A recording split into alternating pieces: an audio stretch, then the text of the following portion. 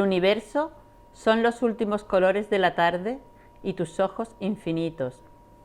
La palabra en el lábil puerto de la espera, para no quebrar, ingenua, ese mágico crepúsculo que eres, que siento.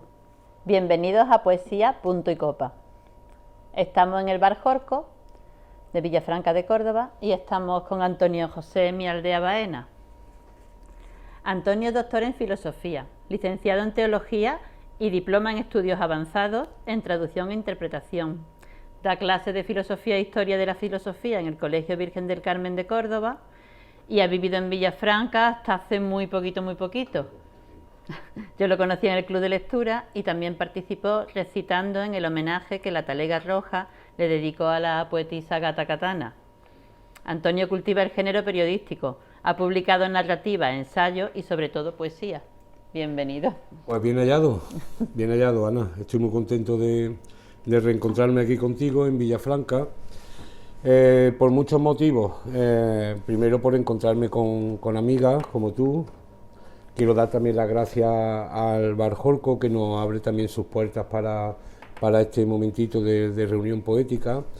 Y sobre todo también porque Villafranca para mí es un enclave esencial en mi trayectoria literaria de los últimos 4 años, porque mi novela El profesor la terminé aquí de escribir y además porque bueno, han sido muchas tardes de escritura de poesía y de artículos periodísticos. Es decir, aquí en Villafranca encontré, lamentablemente he tenido que marchar por razones familiares otra vez a la capital, pero aquí encontré en Villafranca pues lo que yo necesitaba en aquel momento, hace 5 años, que era soledad, tranquilidad, un ambiente estupendo, una vecindad genial. Sobre todo genial. Es decir, me acuerdo ahora de mis vecinos, de Pablo, de Luis, de Chelo, mis vecinos que enseguida, cuando vieron que me mudé aquí, enseguida me acogieron con una amabilidad y una generosidad que ya no se ve en los núcleos urbanos. No, en los pueblos tiene eso. Y yo recuperé una vida otra vez que yo creo que no, vamos, más que recuperar, me encontré con una vida que no conocía. ¿No habías vivido todo en pueblos? No, aunque fíjate que toda mi familia mi familia paterna procede de un pueblo muy cercano a Villafranca, que es Montoro. Pero nunca había vivido, yo siempre he vivido en la capital. Bueno, he vivido en varias ciudades, pero siempre en capitales, excepto en un pueblo que fue Úbeda, pero es un pueblo prácticamente que es muy grande, ¿no? Entonces, venir a vivir a esta localidad para mí fue... Tengo que decir que una de las razones, cuando estaba buscando algún sitio para irme, fue la amistad que tengo con Agustín Palomares, de hace muchos años, y que Agustín es de aquí, de Villafranca, y entonces, bueno, pues me imagino que la gente de aquí de la localidad lo conocen. Y la verdad es que, bueno, pues él me hablaba tantas maravillas de aquí, de Villafranca, que, bueno, pues me vine un día y busqué casa por aquí, ¿no? Y la verdad es que lamentablemente he tenido que volver a la capital, pero bueno, me alegro muchísimo de estar hoy aquí. Puedes volver siempre que quieras y además está muy cerquita también. Lo sé. Claro. Pues vamos a ver, dime, en tu opinión, vamos ya a hablar de poesía, ¿es necesario escribir libros para ser poeta? Bueno, la pregunta es tremenda, ¿no? Porque realmente yo diferencio muchísimo, vamos, creo que lo diferencio yo y lo diferencia cualquiera que se dedique un poco o que se mueva en estos terrenos de la literatura, bien desde la docencia, bien desde la escritura. Una cosa es escribir y otra cosa muy distinta es publicar. Es decir, ni es poeta ni escritor todo el que publica, ni todo el que no publica no es escritor. Es decir, el mundo editorial, el mundo de la publicación es un mundo que se mueve a través de una serie de mecanismos muy diferentes a los de escribir. Yo, además, cuando impartí hace años, que te he traído ahí un ejemplar que guardo con mucho cariño, que se llama Un encuentro dibujado con palabras. Cuando hace años impartía los talleres de literatura del Ayuntamiento de Córdoba, le insistía mucho a mis alumnos y a mis alumnas de literatura, que eran jóvenes, bueno, jóvenes y no tan jóvenes, ¿no?, que tenían inquietud por escribir, que de lo menos que un escritor tiene que preocuparse es de publicar. No hay que tener urgencia en ese sentido. Escribir es un relato que haces tú, un diálogo que haces tú contigo mismo, aunque yo reconozco también que hay un determinado momento en que cualquiera que lleva ya un tiempo dedicado a esto quiere hacerlo público, indudablemente. Y hoy día, date cuenta que hoy día es todo publicar con las redes sociales y eso, todo el mundo está publicando con la autopublicación.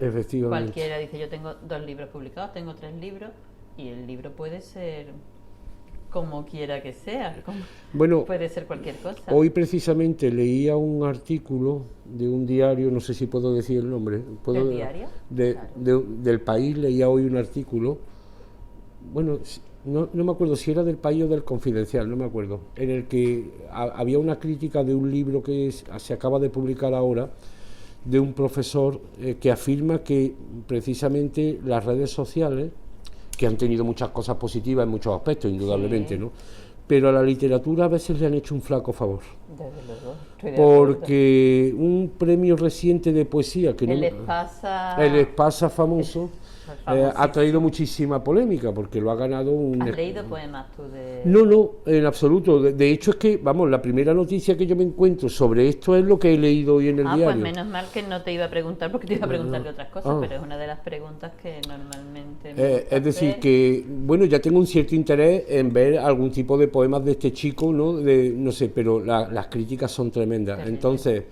Bueno, este es el mundo de la literatura que tenemos hoy día. Esto no significa que no tengamos buenísimos poetas, buenísimos narradores, es decir, pero sí quiero dejarte claro esta idea que tengo yo de separar escribir de publicar.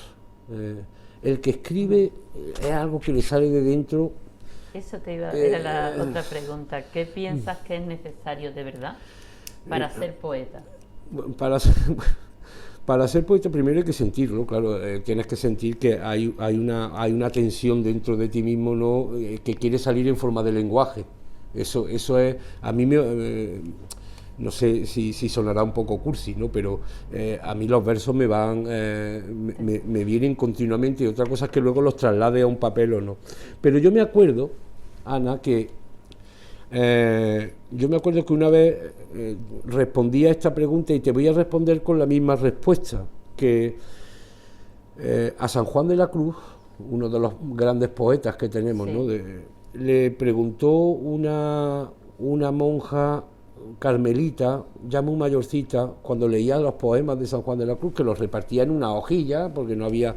San Juan de la Cruz, además, sabes tú que no publica nada durante su vida, se publicó después, ¿no?, casi 30... Que de hecho tienes tú un ensayo sobre San Juan de la Cruz. Tengo 2, ese y este. Luego le vamos a hacer algunas fotografías a todos los...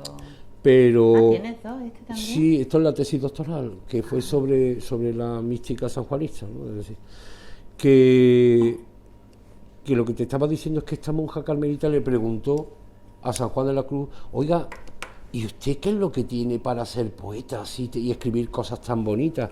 Y San Juan de la Cruz le dijo, claro, la monja, no te lo he completado, la monja le dijo: pero esto, ¿qué se lo da usted, Dios? Y San Juan de la Cruz le dice: hombre, una parte me la da Dios y otra me la busco yo. Es decir, ¿qué necesita uno para ser poeta?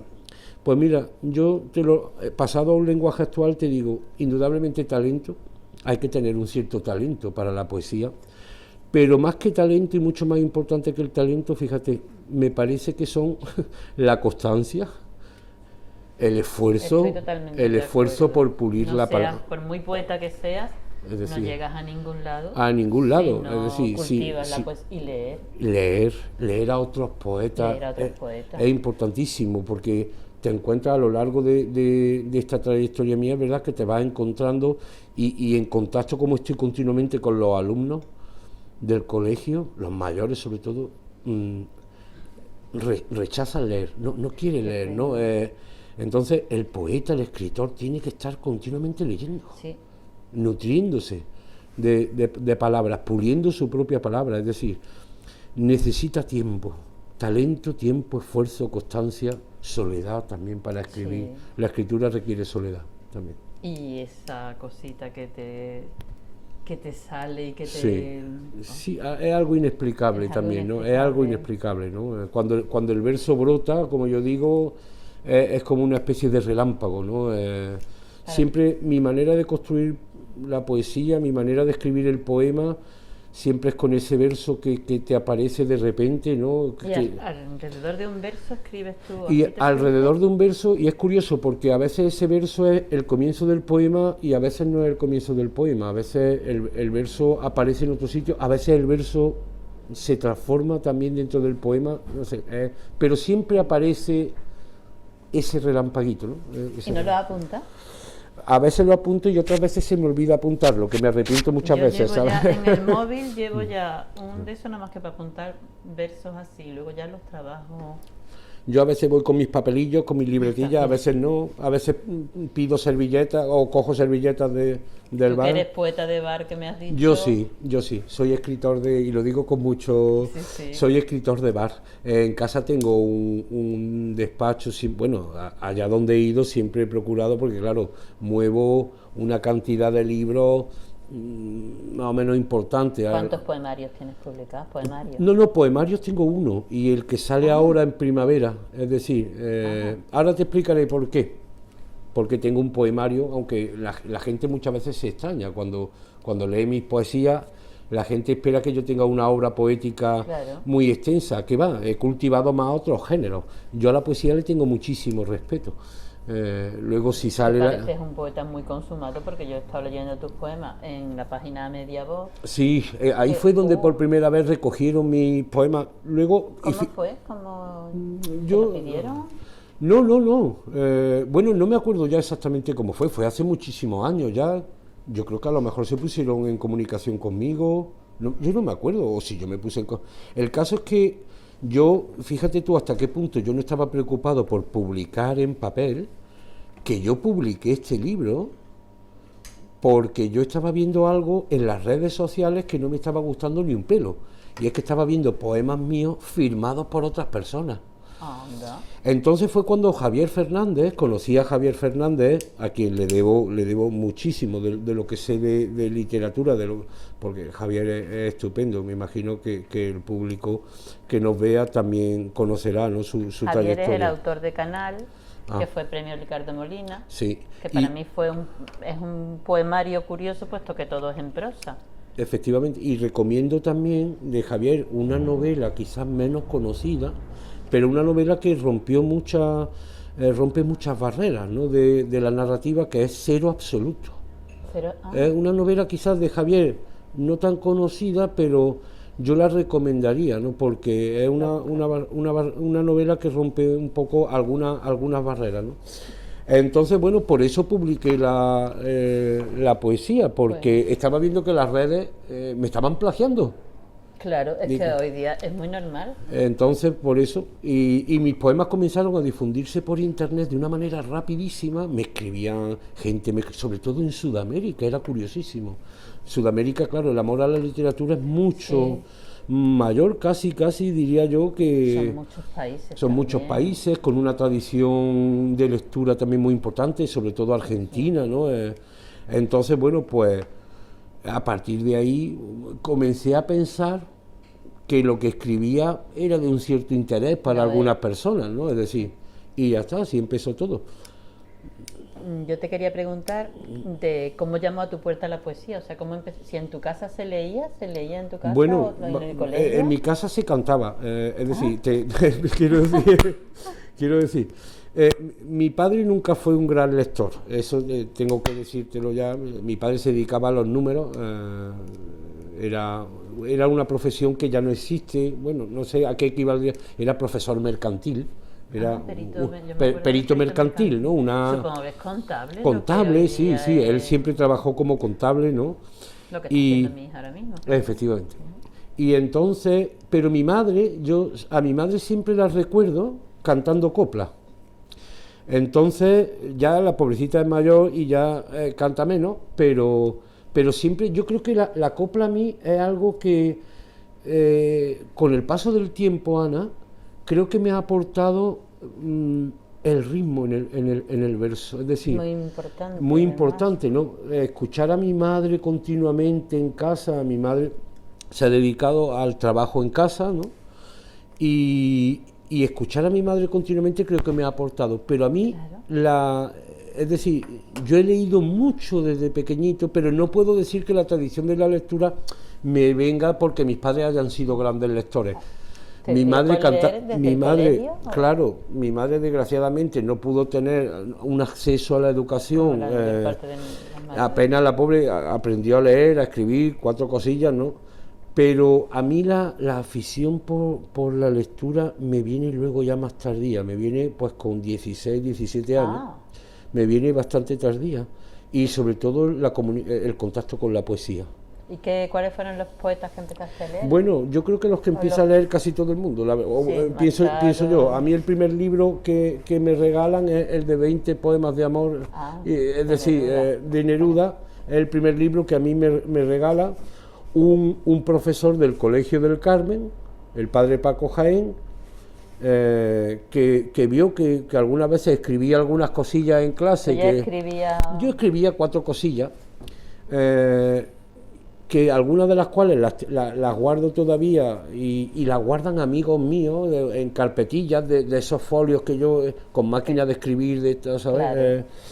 Y entonces, bueno, pues el padre Paco Jaén, que actualmente vive en Sevilla, ya también es mayor, me regaló el libro de poemas y me dijo, oye, convendría que te fueses leyendo algo de poetas ya. Bueno, ahí empezó todo. ¿Y sigue siendo Neruda de tus poetas favoritos? Yo sin duda, sí, ¿no? Sin duda.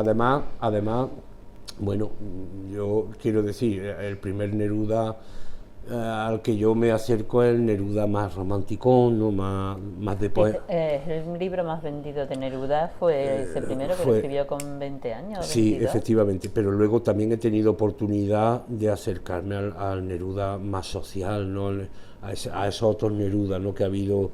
Es decir, que Neruda sigue estando en mi imaginario, ¿no? Es decir, no es una lectura a la que ahora acudo, como si acudo, por ejemplo, constantemente a San Juan de la Cruz, ¿no? Es decir, San Juan de la Cruz es un poeta que sí puedo decir que me acompaña desde hace más de 30 años. Más de 30 años, constante. ¿Poeta de cabecera? Mi poeta de cabecera, sin lugar a dudas, sin lugar a dudas. Me parece que cada vez que leo su poesía descubro siempre algo nuevo. Eso me pasa a mí con Javier Egea. Con Javier Egea también, es maravilloso Javier Egea. Yo creo que Javier Egea a mí me abrió las puertas de volver a escribir, volver a la poesía, volver a escribir y...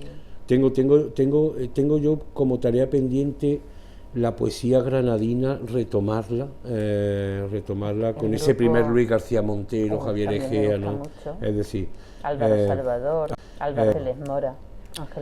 Ángeles Mora también, ¿no? Es decir, recuperar, tengo pendiente esa tarea y tengo en casa obras de todos ellos, ¿no? Recuperar un poco la lectura de esa poesía granadina que fue tan iluminadora, ¿no? Te quería pedir que nos leyeras un poquito. Bien. Los poemas que tú quieras elegir, vale. Y te escuchamos. Vale. Bueno, voy a empezar con un poema que se llama La estación de la lluvia. Y dice así: aún no he encontrado mejor estación para escribirte que la estación de la lluvia. Será porque entre una gota y otra gota te penetro con mis manos y dibujo húmedo tu cuerpo con mis versos. Y entonces tú eres la lluvia y yo el cielo prolongado. Tengo que decir que no, excepto algunos poemas, no soy un poeta de poema largo. Es decir, soy un poeta trato de condensar en unos cuantos versos lo que quiero. Difícil. Bueno, no sé si es más o menos difícil. Yo trato de condensar en pocos versos lo que quiero comunicar, ¿no? El mensaje, ¿no? que quiero comunicar. A veces, luego cuando releo al cabo del tiempo los poemas, me da la sensación, cuando me leo a mí mismo, cosa que, bueno, hay hay escritores que lo hacen, escritores que no, pero me da la impresión de que no he logrado comunicar lo que yo, pero bueno, me imagino que eso es la autocrítica que todos hacemos también. Era una de las preguntas que quería hacerte. Vamos a seguir escuchándote y luego seguimos un poquito. Este segundo poema se llama La última tarde de abril. Este está escrito hace ya muchísimos años. Dice así: ahora son las 6 del último atardecer de abril y bajo la calle del Alcázar, traspaso el arco y giro a la izquierda. Aquí comienza mi memoria. Mi memoria es morena, pequeña, pero sus manos acarician el mundo como si fuera una rosa. Tiene los ojos grandes. Cuando los cierra, parece que nada existe. Y cuando los abre, entonces el mundo es ella. En la calle postrera amanece, y los rayos del sol acarician tu pelo. El dolor es ahora silencio y azul. Me encanta. El siguiente poema que voy a leer para mí es muy significativo también de lo que yo pretendo construir con la poesía. Hace ya pues aproximadamente unos 20 años, sí, unos 20 años prácticamente. Yo estuve muy en contacto, me dio mucho por la pintura cubista, ¿no? Por el creacionismo literario de Gerardo Diego, ¿no? Con aquel famoso Manual de Espuma que se escribió en 1922, que fue una ruptura total con Manual de Espuma. Era un libro que cumplía aquel dicho famoso el famoso ut pictura poiesis, es decir, en la poesía se pueden ver cuadros también, ¿no? Es decir, no solo los caligramas de Apollinaire, no era eso, ¿no?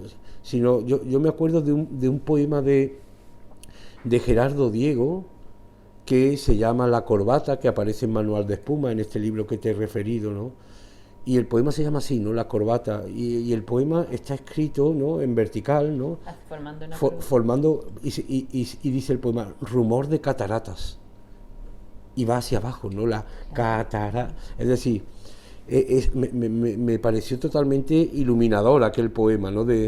Y entonces en aquel momento pues yo me gustaba mucho la pintura creacionista, ¿no? Y cubista, ¿no? De Juan Gris, y entonces le hice un homenaje con este poema a un cuadro que él tiene que se llama Vista de la Bahía, que además tengo que decir que ha sido un poema que han escogido para muchos trabajos de investigación, mucha gente que ha estudiado Bellas Artes.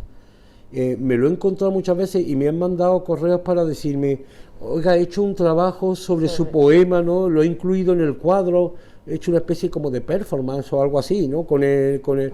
Y la verdad es que, bueno, pues me siento muy halagado, ¿no? Por ello, ¿no? El poema se llama Creación. Tus sueños, los míos. Construyamos un mundo de guitarras y veleros de madrugada, de ventanas de afuera y de adentro, de lunas de jazmín, tus ojos, mi alma.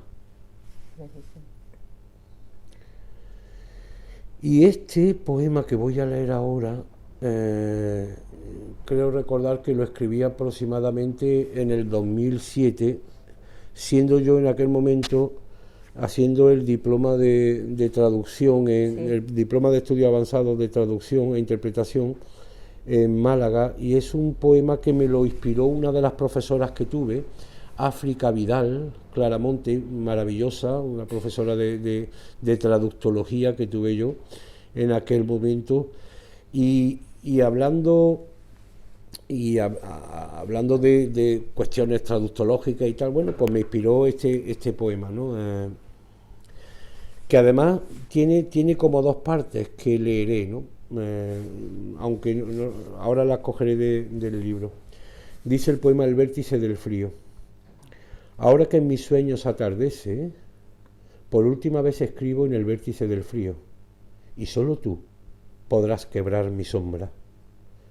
Si hubieras visto el mar anegado de flores, y tu palabra en tus manos, y en mis manos el aire, ardiendo entre dos gotas de rocío, comprenderías por qué construyo el mundo en este lienzo, en que las olas son olores en el vértice del frío.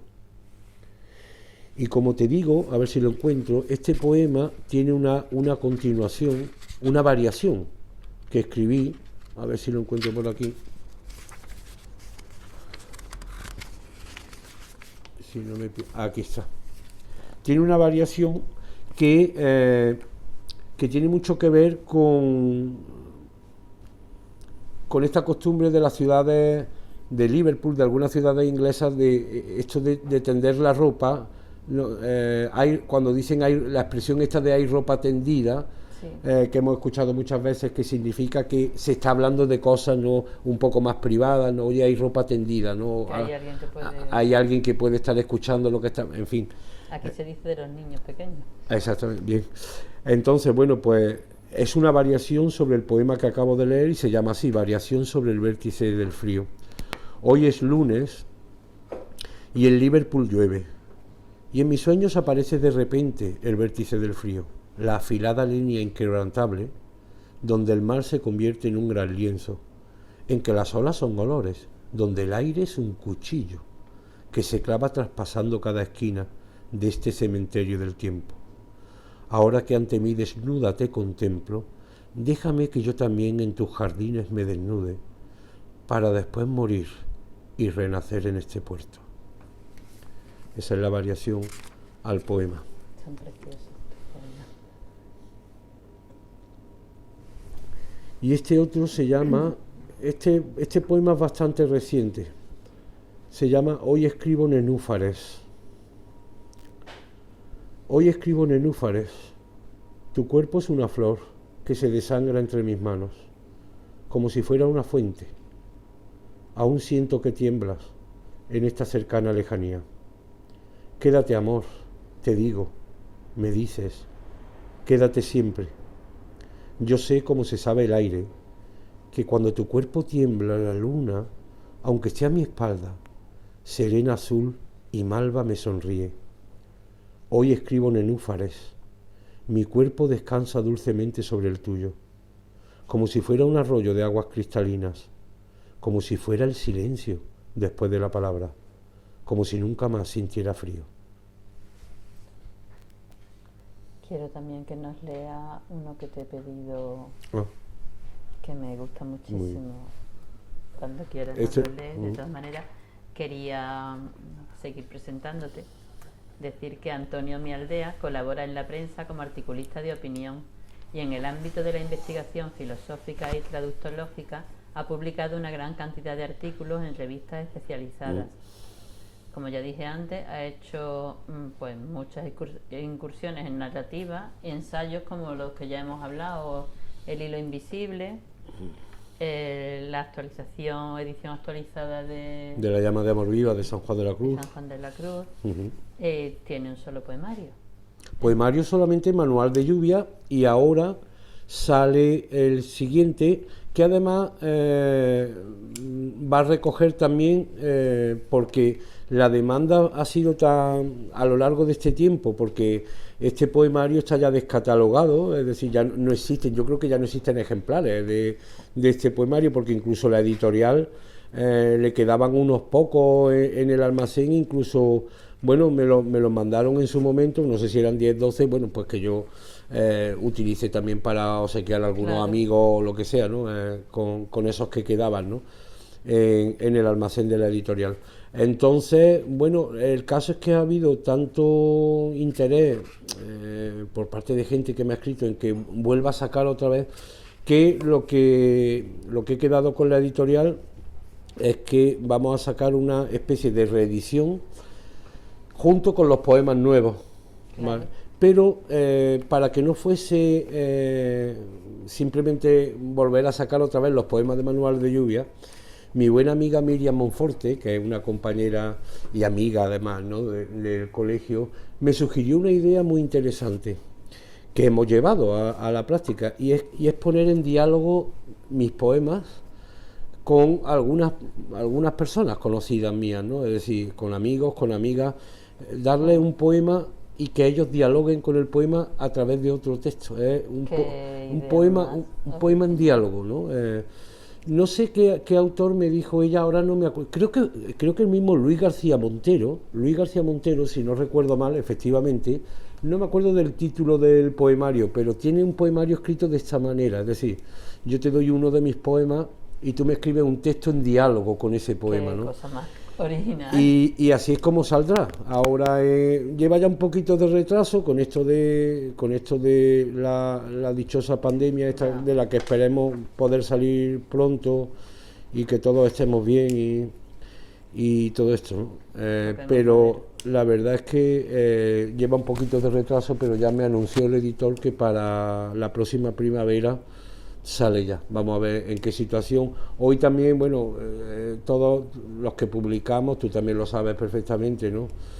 Además quiero felicitarte también, que no lo he hecho públicamente, por el reciente premio también, ¿no? Que el de Mujer Arte. El de Mujer Arte, ¿no? Es decir, no lo había hecho privadamente, pero no lo había hecho públicamente, y aprovecho esta ocasión para hacerlo también. Que digo que ahora también es un poco, no sé, cuando se publica un libro uno quiere una presentación y ahora es un poco triste todo, ¿no? Para todas estas cosas, ¿no? Y la tristeza también sobre todo de libreros, la tristeza de la hostelería, ¿no? De esos bares que nos acogen muchas veces para lectura de nuestros poemas, es decir, es todo un poco raro ahora. Es todo muy triste. Quería decir que también ha ganado varios premios de poesía, entre los que destacamos el de Puente de Encuentro, que yo conozco mucho a Bernardo Jurado. A Bernardo Jurado, a Paco, a los que le tengo un cariño, a Paco, un cariño tremendo, es decir, porque además para mí ha sido un premio muy importante en mi trayectoria, porque quizás más que los otros dos, ¿no? Los otros han sido el premio Universidad de Málaga y el ACESI del premio Santa Teresa de y el ACESI era como el segundo premio o algo así, ¿no? Pero vamos, pues, estupendo también, ¿no? Es decir, no me he prodigado mucho en ganar. De hecho, además, vamos, hace 15 años que no me presento a 15 o 16 años que no me presento a un premio de poesía. Es decir, bueno, porque también no me ha acompañado un material, es como te estaba diciendo, o como hemos comentado, no sé si lo hemos comentado en directo o privadamente, pero es decir, yo no soy un escritor. La poesía me ha venido acompañando durante estos años, pero eso no significa que yo tenga una cantidad de material poético. Es decir, la poesía, yo le tengo tanto respeto a esa tensión lingüística del poema, que si no tengo algo de verdad que yo crea que tengo que comunicar, prefiero no hacerlo. Digamos, como cultivo también otro género, sobre todo el periodístico, ¿no? El del artículo de opinión, que es el que me salva o satisface esa necesidad que tengo de la comunicación con el lector, ¿no? Nunca tengo esa urgencia por eso es verdad que gané esos 3 premios de poesía como muy seguido. Fue una época probablemente en la que estaba... Efectivamente, estaba un poco más en auge, pero luego ya, bueno, he ido publicando ensayos, novelas, es decir que ahora también estoy con otra novela, pero todo es que para escribir necesitas mucho tiempo, sentarte, es decir, muchas veces nuestras labores profesionales bueno, y luego nuestras labores profesionales, como yo digo, cuando tenemos vacaciones o tenemos periodos así un poco, a veces no nos sentamos tampoco. Yo para esto soy más bien vago, quiero decirlo ante las cámaras. Sí. Por eso digo que un escritor necesita mucha constancia, y yo no tengo tanta. Así que este es el poemario que tengo, y ahora sale otro que va a reunir estos poemas y poemas nuevos que he ido escribiendo durante estos años, ¿no?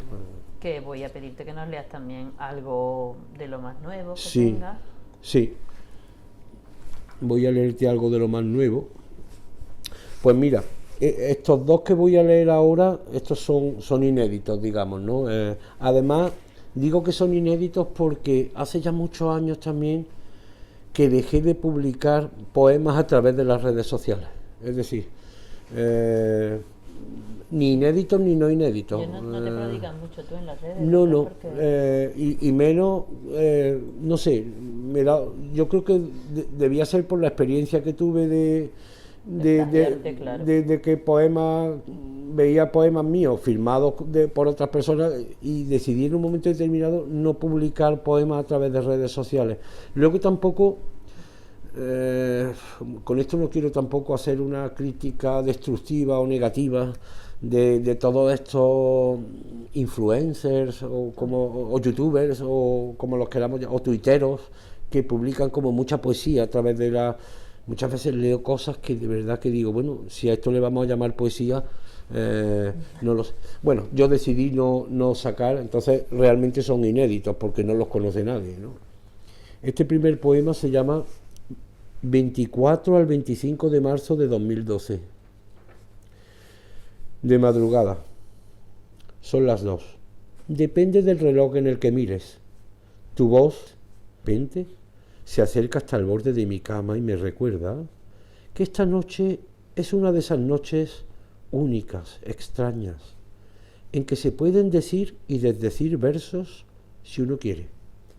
Puedo decirte que te amo, por ejemplo, mirando al reloj que marca una hora más, y sin embargo, mirar al que tiene una hora menos y seguir esperando a que me llegue tu voz hasta el borde de mi cama. Es diferente ya. Hay un cambio. Hay un cambio. Sobre todo hay un cambio. Yo digo que a veces el cambio no es del todo bueno, porque me encuentro como espero siempre, o como tengo ese respeto al lenguaje poético, a veces enredo demasiado el lenguaje, y no sé si esto del todo, no sé si ese retorcimiento lingüístico, no sé si del todo es positivo a veces, pero sí que hay un cambio en mi forma de escribir, ¿no? Sigue habiendo unos asuntos comunes, pero la forma de darle el giro, la forma de expresarlo a veces cambia. Es normal, yo creo, evolucionar. Sí. Que una de las preguntas que te quería hacer era qué preferías para escribir y qué prefieres para leer, en plan rima y métrica o verso libre. Siempre he sido de verso libre. Vamos a ver, por supuesto, cuando digo siempre he sido de verso libre, sobre todo me refiero siempre he sido de verso libre, excepto los primeros poemillas de juventud que todo el mundo escribe muy atado a una métrica. Siempre he sido de verso libre, nunca he estado atado a una formalidad poética, ¿no? ¿Y para leer? Y para leer, ¿te refieres para leer? Para leer tú otros poetas. Otros poetas, yo también prefiero el verso libre, prefiero aquellos poetas que no sea tan... Pero también tengo que decir que eso es si me pregunta por lecturas actuales, pero indudablemente los clásicos tienen que estar siempre ahí. Es decir, no podemos ni podemos olvidar ni a un Góngora, ni a un Quevedo, ni a un Garcilaso, ni a un San Juan de la Cruz, incluso si me apura. Es decir, me sorprende tu respuesta por eso, porque San Juan de la Cruz. Claro, es decir, bueno, y además me acuerdo que una vez, no sé quién lo dijo, por eso a lo mejor yo tampoco he llegado a ser un poeta muy famoso, pero alguien dijo una vez y me llamó mucho la atención, no me acuerdo, lo diría un escritor, lógicamente, y es que para uno poder escribir verso libre, antes ha tenido que escribir muchos versos atados a la métrica, es decir, y entonces te das cuenta, dices, vaya, por aquí cogeo también, ¿no? Ciertamente, completamente. Al preparar este encuentro te pregunté si tuvieras que pintar un cuadro que englobara tu poesía, ¿qué imágenes escogerías? Bueno, pues por eso mismo os leí antes a todo el poema este de Vista de la Bahía. Yo creo que el poema, este poema Creación, que es una especie de interpretación, una hermenéutica, ¿no? del cuadro de Juan Gris, ¿no? Vista de la Bahía, es un poco el cuadro que me representa, en el sentido de que lo que yo trato de hacer con el verso, con el poema, no es solamente describir una realidad, sino construir una realidad diferente. Yo creo que el poema es eso, el poema es una construcción, ¿no? Pues yo he visto Vista de la Bahía, pero además, pues como no solo me has dicho eso, pues he estado intentando entresacar algunas imágenes también de referencia, entonces he encontrado que hablas mucho del mar, de las olas, Sí. hablas mucho de los puertos, lo que pasa es que no he encontrado Sí. un puerto, y también del amor siempre, Siempre. el azul, El azul me acompaña. las flores, nenúfales, Sí, sí. amapola, entonces pues te he hecho esta cosita de recuerdo para que te lleves un recuerdo Ay, de, qué bonito, por de favor. poesía. Qué como bonito. para Muchísimas gracias. enséñaselo. Sí, precioso. Muchísimas gracias, Ana, de verdad. Espero que te guste. Me encanta. Y nos encanta. queda poco tiempo, pero antes de irnos quiero que me lea este poema Sí. tuyo que me gusta tantísimo. Sí.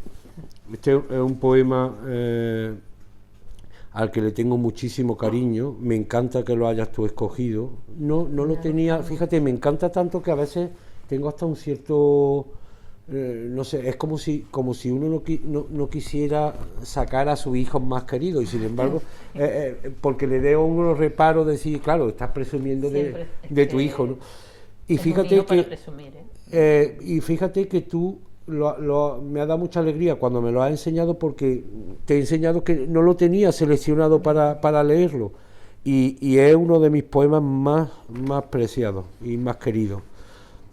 Dice: porque he muerto de amor algunas veces, sé que hoy estás muriendo de amor, y solo quieres respirar el perfume del naranjo anochecido. Porque he naufragado de amor algunas veces, y he sido gris y ola y mar y marinero, en busca del sabor amargo de la tierra. Porque sé lo que es vivir desnudo en el invierno, sin otra visión que mi delirio, y de repente como morir de amor entre unos brazos. Porque he muerto de amor algunas veces, entre fuentes de agua cristalina y arrayanes.